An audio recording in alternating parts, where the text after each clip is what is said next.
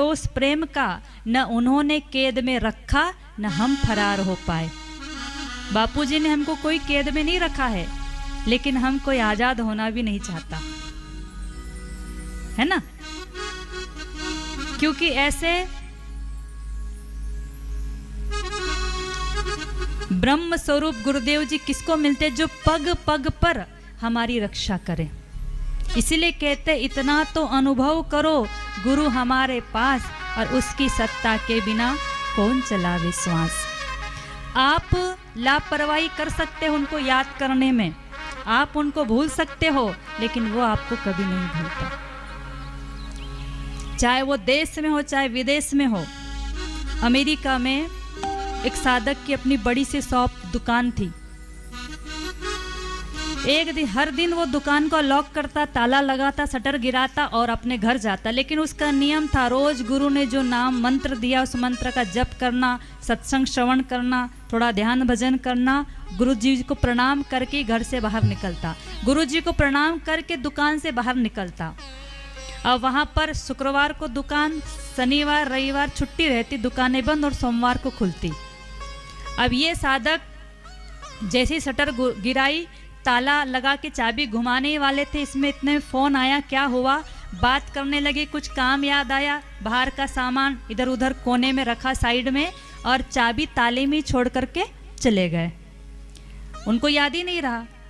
अब शुक्रवार का दिन तो वो, उनको लगा मैंने लॉक कर दिया, लेकिन ताले में चाबी लगी थी।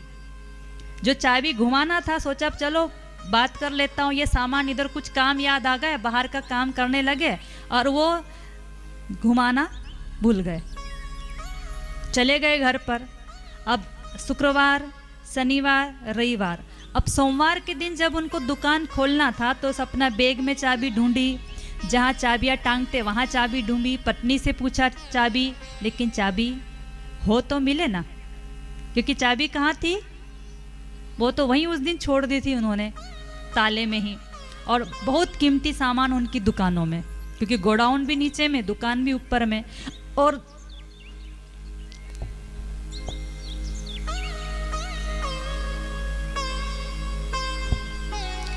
गुरुदेव जी के श्री चित्र भी उसकी दुकान के अंदर में, अंदर वाले केबिन में था। अब सारी जगह चाबियां ढूंढ ली, जहां जहां भी चाबी रखने की संभावना थी।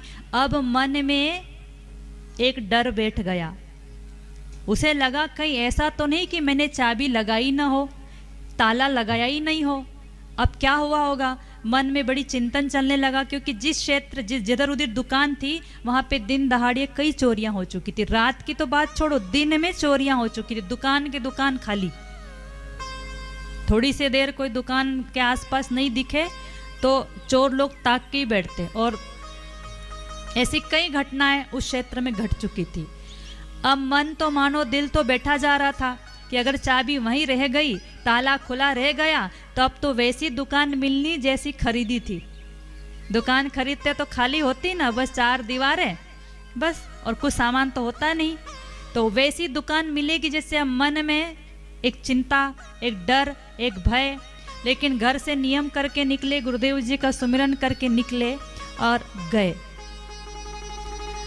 अब जब वो दुकान शटर के पास गए तो देखा कि ताला और चाबी वहीं। उनके मन में जो आशंका थी कि कहीं ताला छुट्टा तो नहीं थे, छोड़कर मैं आ गया, सच में ऐसे ही था। ताले में चाबी वैसी वैसी अटकी थी। अब मन में और उनकी धड़कन तेज हो गई। रास्ते भर सोचते आए, अब मन में सोचने लगे कि लगता है चोर ने भी पूरा खाली करके चाबी वैसी ताले में लगा के, जैसे मैं छोड़ के गया था वैसी वही छोड़ के चला गया। लेकिन अब जैसी दुकान खोलूंगा तो कुछ नहीं मिलना है।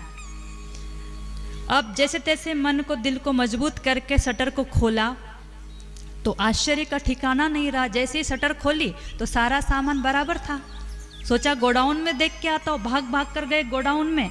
गोडाउन में भी पूरा सामान। लॉकर में कुछ जो कैश बॉक्स था उसमें कुछ कैश आया था, वो केस भी उस दिन वो ले जाना भूल गए, तो केस भी वैसा का वैसा पड़ा। जो चीज़ जहाँ रखी थी वो चीज़ वहीं थी, इधर उधर कहीं भी नहीं हुई थी। अब इनकी जान में जान आई। पूरे पसीना पसीना हो गए थे रास्ते भर सोच सोच के, और दरवाज़ा खोलने के पहले उनके हृदय की धड़कनें जो तेज हो गई थी कि अब क्या होगा। लेकिन अंदर तो सब वैसा का वैसा। अब जैसे ही उनने पंखा चालू किया, ऐसी चालू करी और अपना कुर्सी पर आकर के बैठे और मन में सोचने लगे कि गुरुदेव जी की बड़ी कृपा है कि दुकान में से कोई सामान गया नहीं।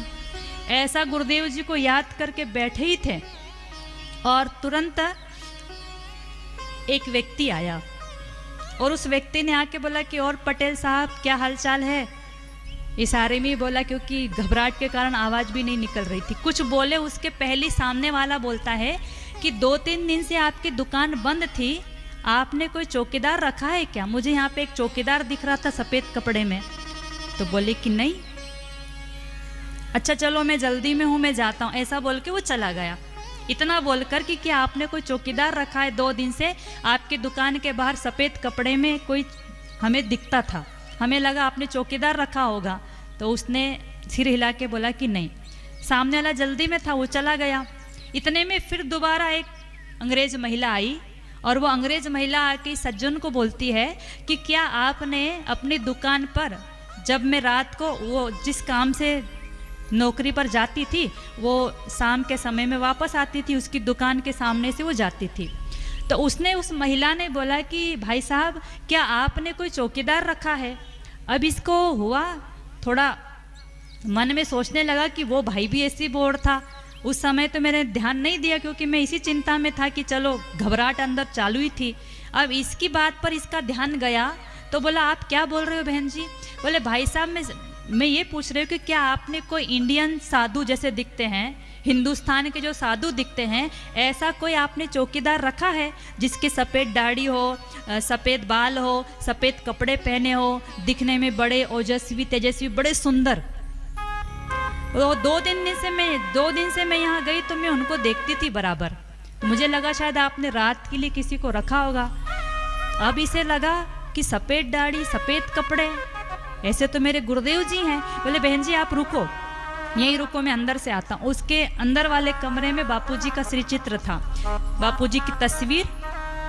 वो बापूजी का तस्वीर लेकर के आया और बहन को दिखा करके बोला कि आपने इनको देखा था? उस महिला ने बोला हाँ हाँ यस हमने इनको ही देखा था। अब तो बोले ये कौन है? बोले ये मेरे गुरुदेव जी परम पूज्य संत श्री आसाराम जी बापू है। और उसकी आंखों से टप टप टप टप आंसू बहने लगे कि गुरुदेव जी मैंने अपने काम में लापरवाही कर दी, लेकिन आपको मेरे लिए चौकीदार बनकर आने में भी आपको संकोच नहीं हुआ। अर्जुन की घोड़ा गाड़ी तो आपने चलाई, लेकिन यहाँ चौकीदार बनने में भी आप पीछे नहीं हटते।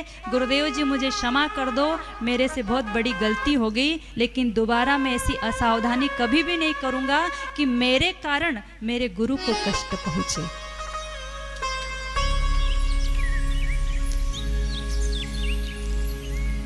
तो तेरा